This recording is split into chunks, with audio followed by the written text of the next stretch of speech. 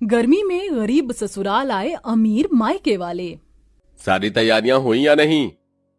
Sir, सारी तैयारियां हो गई हैं, लेकिन ये तैयारी हो क्यों रही है?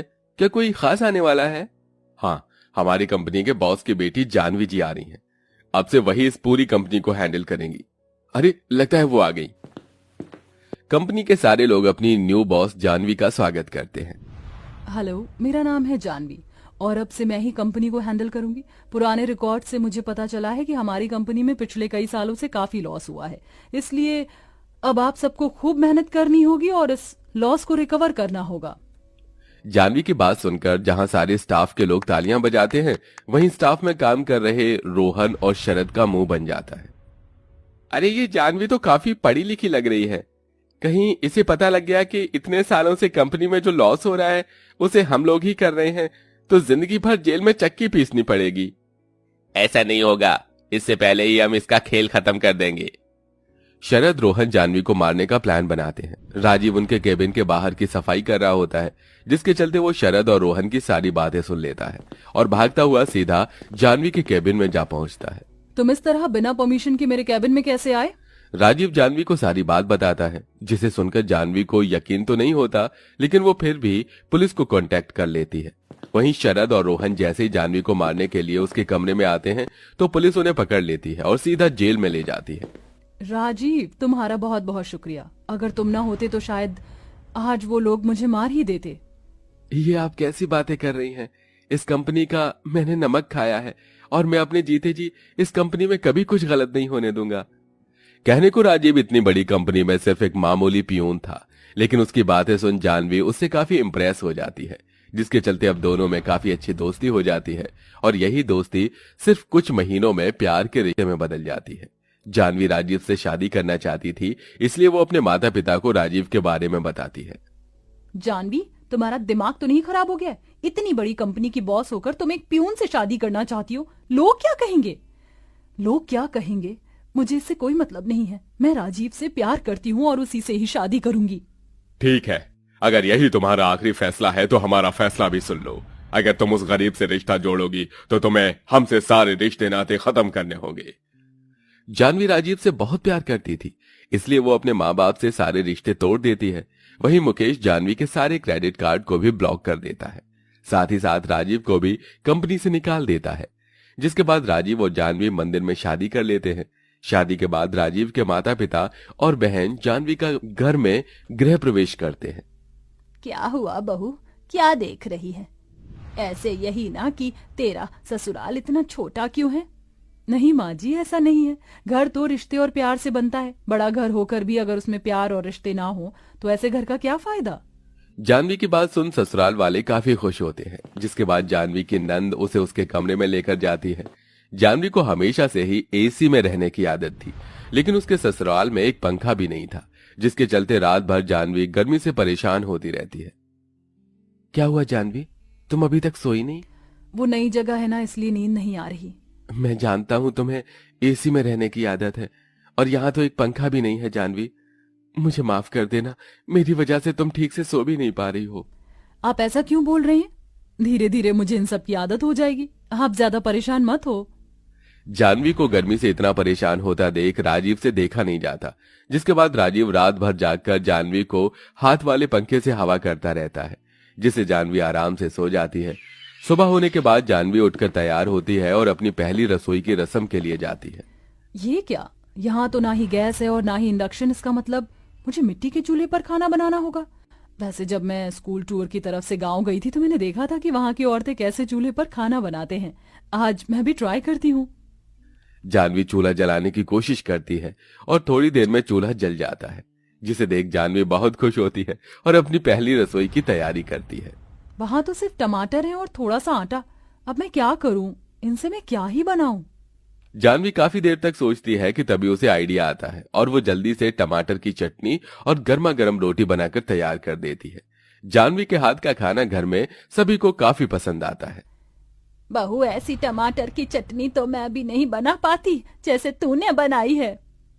हाँ भाभी, हमें नहीं पता था कि आप इतना अच्छा खाना बनाती हो और मुझे तो यकीन ही नहीं हो रहा कि आपने चूल्हे पर खाना बनाया है।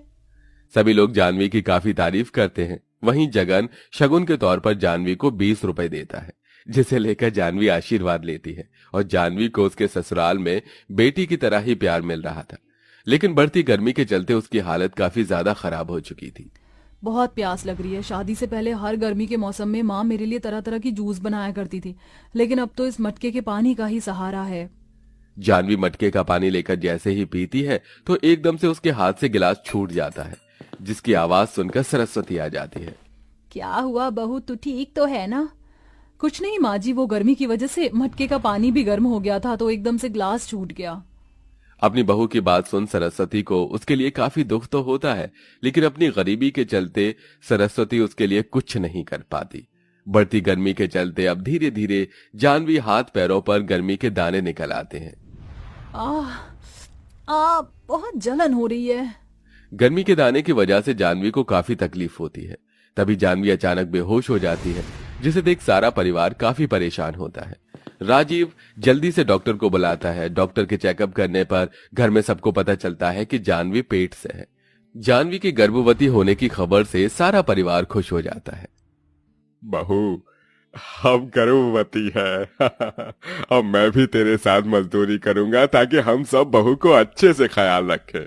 इस उम्र में भला आप काम करेंगे? आपको काम करने की कोई जरूरत नहीं है।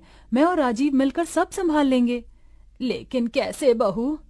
माँ जी, आपने ही तो कहा था ना कि मैं खाना अच्छा बनाती हूँ, तो मैं सोच रही थी कि मैं समोसे और पकौड़े की रेडी खोल लेती हूँ। ज्यादा मेहनत भी नहीं लगेगी और कमाई भी अच्छी खासी हो जाएगी। जानवी की बात सुन राजीव अपने दोस्तों से कुछ पैसे उधार मांग कर आता है।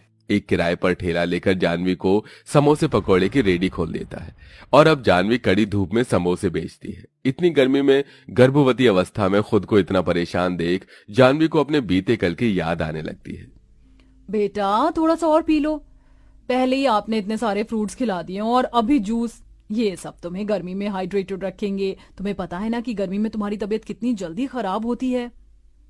अपने बीते पल को याद करते हुए जानवी की आंखों में आंसू आ जाते हैं। तभी उसके सामने से एक बड़ी सी गाड़ी गुजरती है। उस गाड़ी में कोई और नहीं बल्कि उसके माता पिता होते हैं। अपनी बेटी को गर्भवती हालत में धूप में समोसे बेचते हुए देख मुकेश और मेघना की आंखों में आंसू आ जाते हैं। ये हमारी बेटी की क्या हालत हो गई है। सुनिए जी, मुझे मेरी बेटी के पास ले चलिए। मैं उसे अब ऐसी तकलीफ में और नहीं देख सकती। अगले दिन होते ही मेघना और मुकेश सीधा जानवी के ससुराल पहुंचते हैं, जहां वो देखते हैं कि जानवी की सास और नंद जानवी के हाथ पैरों की मालिश कर रहे हैं। बहू, तुझे इतनी धूप में समोसे बेचने की क्या जरूरत है? तू कहे तो मैं और राशि ये काम कर लेते हैं। माँ बिल्कुल ठीक कह रही है। आपने अपनी हालत देखी है। चलिए अब जल्दी से ये दूध पी लो, आपको फिर दवाई भी खानी है। अपनी बेटी की सास और नंद को अपनी बेटी का इतना ख्याल रखता देख मुकेश और मेघना काफी खुश होते हैं। तभी जानवी की नजर अपने माता पिता पर जाती है, जिनको देखकर वो बहुत खुश होती है। पापा, आप लोग आ गए? हाँ मेरी बच्ची, कैसी है तू? तुझे पता है तेरे जाने के बाद हमने तुझे कितना याद किया। माँ पापा, मैंने भी आप दोनों को बहुत याद किया। जानवी अपने माँ बाप से गले मिलकर खूब रोती है, जिसके बाद जानवी अपनी नंद के साथ मिलकर चूल्हे पर अपने माँ बाप के लिए खीर बनाती है। अपनी बेटी को इतनी गर्मी में चूल्हे पर खाना बनाता देख मुकेश और मेघना की आंखों में आंसू आ जाते हैं। जो लड़की खुद से एक गिलास पानी भी लेकर नहीं पीती थी, वो आज इतनी जिम्मेदार बन गई है। जानवी के हाथ की खीर मुकेश और मेघना को काफी पसंद आती है। तभी मजदूरी कर राजीव भी आ जाता है। अरे मैम, सर, आप दोनों यहाँ? मैं तो सोच भी नहीं सकता था कि आप लोग कभी हमारे घर भी आएंगे। मैम सर नहीं बेटा, माँ और पापा का हो। पापा? हाँ बेटा, हमने तुम लोगों को माफ कर दिया। हम सोच भी नहीं सकते थे कि हमारी फूल सी बेटी कभी इतनी जिम्मेदारियां भी उठा पाएगी। हमें तो खुशी है कि इसे शादी ने तुम्हें कितना जिम्मेदार और समझदार बना दिया है। मुकेश और मेघना की बात सुन जानवी बहुत ज्यादा खुश होती है। अब मुकेश राजीव को अपनी कंपनी में एक अच्छी पोस्ट पर रख लेता है और उनके घर जरूरत की सभी चीजें, पंखा, एसी भी लगवा देता है, जिससे अब धीरे धीरे उनके घर के हालात भी ठीक होने लगते हैं। वहीं कुछ महीनों में जानवी एक प्यारी सी बेटी को जन्म देती है और अब वो सभी खुशी खुशी रहते हैं।